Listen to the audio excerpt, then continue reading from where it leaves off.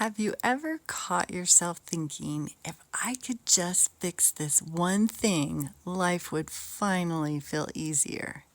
And then you fix it and something else pops up. We kind of treat problems like they're problems, like they're signs that something's gone wrong or that we've messed up somewhere. But what if problems actually aren't the problem? Our brain is a problem-solving machine. That's literally its job. It scans for challenges, looks for what's wrong, and it wants something to work on. And it's not the problem itself that creates your experience.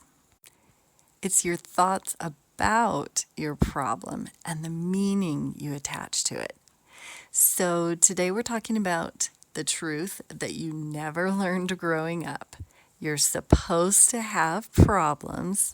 You actually want them, and the quality of your problems shapes the quality of your life. When you understand that problems aren't evidence that life is off track, but invitations to grow, you stop feeling defeated and start feeling hopeful and excited. Welcome to Feel Better, Live Better. I'm your host, Stephanie Bridges, and each week we talk about simple ways to fuel your body, free your mind, and create the energy and confidence you need to live well. Let's get started.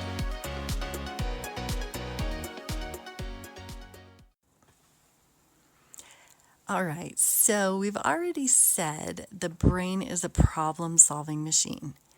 If we didn't have any problems, we'd honestly get bored. And when we get bored, we start creating little things to stress about because part of being human is wanting to feel useful. Your brain needs something to solve. It needs challenge and purpose. And that's why we enjoy games like crossword puzzles or Wordle. You sit down, you know there's a problem to solve, and you dig in, and you actually want it to stretch you a little. But in real life, when things are going pretty well, I want you to notice what happens. All of a sudden, you're irritated about the dirty dishes in the sink, or replaying something someone said, or worrying about something that didn't even bother you last week. Not because those things are huge problems, but because your brain is looking for something to work on. If you don't give your brain a high-quality problem on purpose, it's going to hand you low-quality problems on autopilot. So that's where thought work comes in, because all problems are thought problems. A problem really isn't a problem until you think it is. What is happening or not happening, that situation or that circumstance is neutral.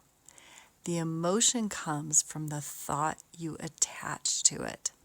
And so, for example, your problem is, my business isn't making money.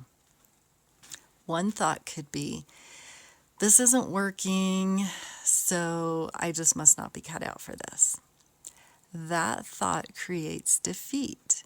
When you feel defeated, you avoid the work that could actually move your business forward. An alternative thought could be, this is taking longer than I thought. What can I do to help figure this out? That thought creates curiosity. And when you feel curious, you experiment and you keep showing up and you give yourself the chance to create the result that you want. So you've got the same problem, two different thoughts, and two very different experiences and outcomes.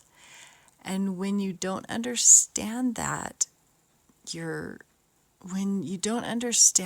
thoughts are what changes things, you feel like a victim of your thoughts. And everything feels like it's happening to you instead of something that you can work through. And then you end up waiting for something outside of you to fix how you feel. And this is exactly why we want to start looking at our problems in a way that puts you back in the driver's seat. Because Every problem has two versions: the version where you feel like the victim and the version where you become the hero. So, victim problems sound like they never invite me, people are always talking about me, or my kids never pick up their stuff. And when you see your problems this way, you shut down your ability to solve them, and then your brain goes straight into helpless mode. Hero problems will sound like, how can I love my kids and still teach them to clean up after themselves? Or how can I care about the people in my life but also let people be wrong about me? And what's one small thing I can do today that moves my business forward? When you define your problems like a hero, your brain wakes up and gets creative, and it starts looking for solutions. Think about every hero story. Are they the heroes because they had an easy life, or because they faced big problems and grew from them? Heroes aren't heroes without something to overcome, and neither are we. Most of us rotate through the same problems over and over: money, relationships, parenting, health, work, confidence. Those categories are pretty universal for everybody. What matters is how you define the problem inside of that category. You might not be responsible for the problem showing up, but you are responsible for how you think about it and how you let it make you feel. And honestly, a lot of the time, the way you're defining your problem, it isn't even a problem. That's not even the real problem. So, for example, a low quality problem might be, I don't know how to get my business going, so something must be wrong with me. And if we turn that into a high quality problem, it could look like, how can I help other people solve their problems so my business grows? Now suddenly you've moved from fear to focusing and serving other people. Another example might be a low quality problem. I can't lose weight no matter what I do. So if we want to turn that into a high quality problem, when I feel stress, I want to eat. What else can I do in those moments that actually supports my body? We never have enough money. That creates fear and blame. But turn it into a high quality program. Where are we overspending, and what small changes would actually make a difference? Now that feels solvable. And when you redefine a problem in that way, it makes you the hero, and you get stronger every time you solve it. So low quality problems are usually the ones that you can't solve anyway, like other people's actions, the traffic, the weather, someone forgetting your birthday, or someone not doing things in the way that you want them to do.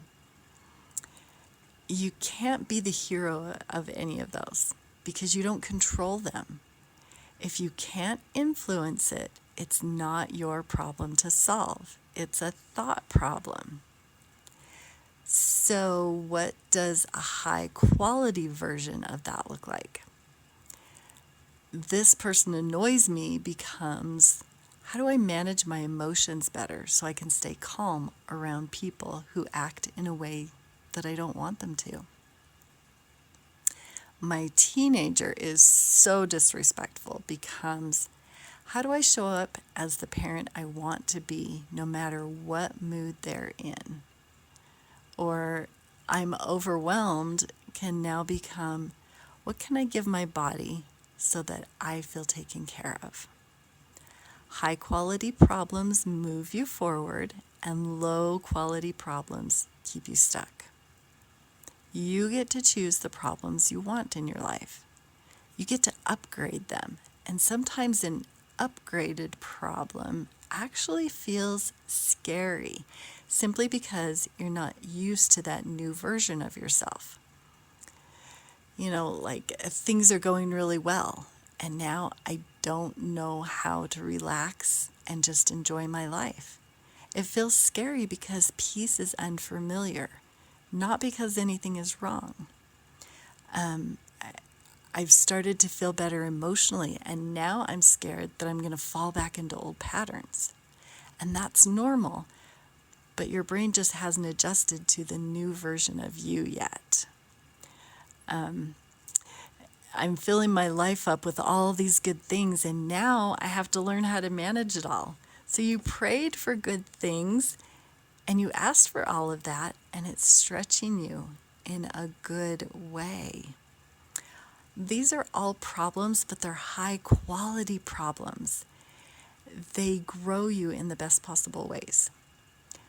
You can't just want the solution. You have to want the problem that gets you there. Everybody wants the result, the confidence, the weight loss, the money, the peaceful home, the strong marriage, a business that works. But none of those things just magically show up. Every result has a problem attached to it, a set of skills or choices, emotions, and decisions you have to work through. Most people try to skip that part because they don't like it. It doesn't feel good. We want strength without lifting the weight. We want success without that messy middle part. And we want emotional peace without sitting with our feelings. If you could magically skip the hard part and wake up with the result, it wouldn't last and it wouldn't make you happy. Just think of somebody who wins the lottery. They get the result, the money, without solving the problem that teaches you how to earn it and how to manage it and grow it and be the person who can handle it. And what happens? Most of them lose it within a few years because they never built the skills that go with the result. And it's the same thing for everything else that we want. When you skip the struggle, you skip the strength. And when you avoid the problem and the discomfort, you miss the part that actually makes the result meaningful. So the hard part isn't a punishment. It's the training ground and where you become the person who can keep the thing that you're trying to create. So when you catch yourself wishing the problem away, I wish this was easier, I wish I didn't have to figure this out, I wish I could skip to the good part, just remind yourself the good part only exists because of this part. This problem is the bridge to the life you want.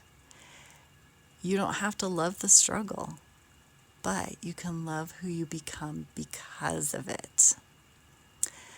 All right, so we are to the clearing portion for this week. And like always, if you've never done this with me before, it's super easy. I'll say deep breath in.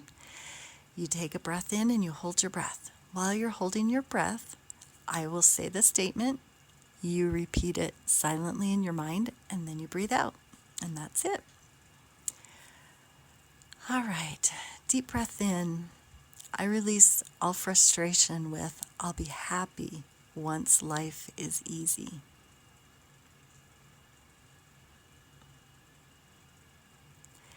Deep breath in. I release all bitterness with, I'll be happy once life is easy.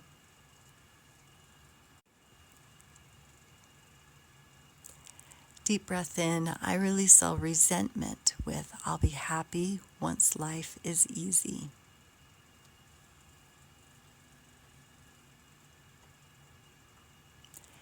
Deep breath in. I release all blocks to openness with, I'll be happy once life is easy.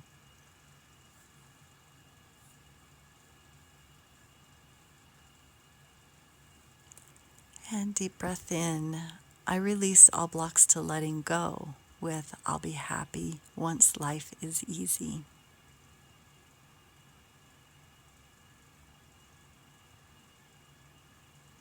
Deep breath in and out. Deep breath in. I release all overwhelm with, if it's hard, it means I shouldn't do it.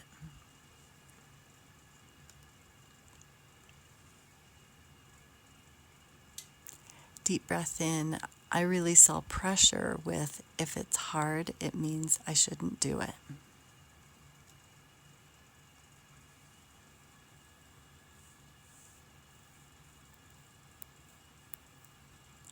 Deep breath in. I release all resistance with, if it's hard, it means I shouldn't do it.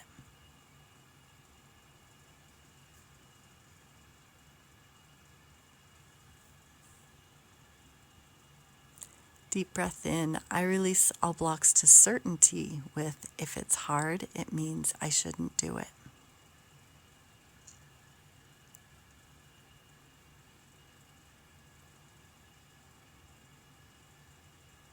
Deep breath in. I release all blocks to receiving with, if it's hard, it means I shouldn't do it.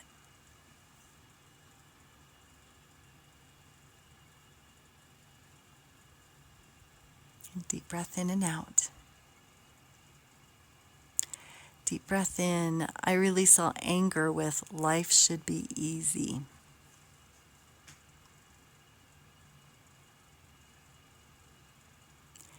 Deep breath in. I release all anxiety with, life should be easy.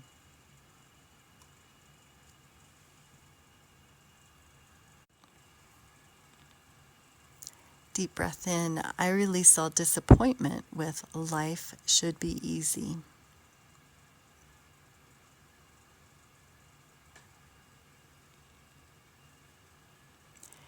Deep breath in. I release all blocks to joy with, life should be easy.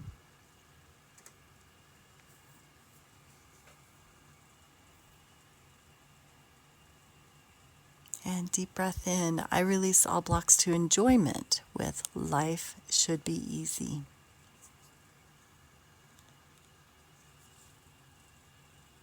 And deep breath in and out. All right, now we're going to fill up that space with some good things. All right, deep breath in. I'm so happy and grateful. This problem is part of my path, not a sign I've taken the wrong turn.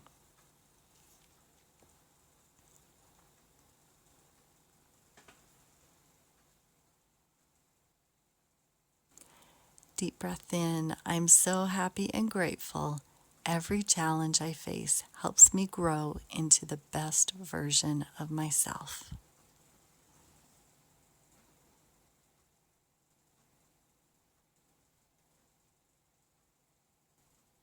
And deep breath in and out. So, as we end today, just remember, you are never going to run out of problems. Your brain will always find something. That's just being human. But you get to choose the quality of the problems you solve. Just ask yourself, what problem am I choosing right now? How am I looking at it? What's the high quality version of this problem? And how will solving this turn me into the hero of my own story? Because when you start picking meaningful problems on purpose, you stop surviving your life and you start building it. Thanks for joining me today on Feel Better, Live Better.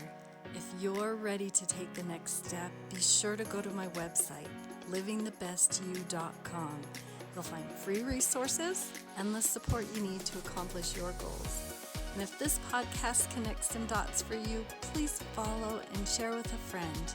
Until next time, remember, when you feel better, you really do live better.